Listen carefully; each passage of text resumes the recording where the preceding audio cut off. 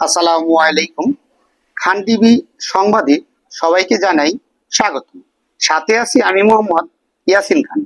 Manikganj Harirampur দুলসুরা Ibrahimpur school এলোমনাই association ইশার উদ্যোগে মেধাবৃত্তি 2026 বৃত্তি প্রদান করা হয় এবং 103 বছর উপলক্ষে বৃক্ষরোপণ 103টি চারা রোপণ করা হয়।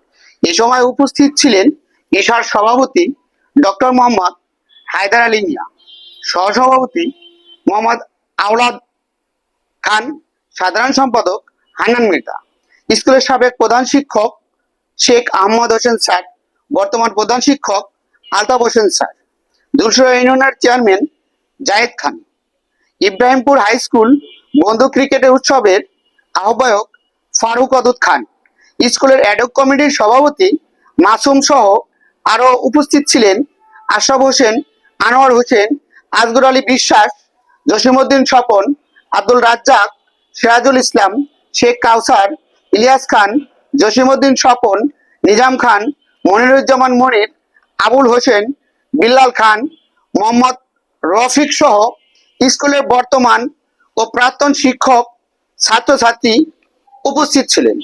অনুষ্ঠানের সঞ্চালনায় ছিলেন আতার হোসেন। ভিডিওটি শেয়ার করে অন্য বন্ধুদের দেখার সুযোগ করে দিবেন।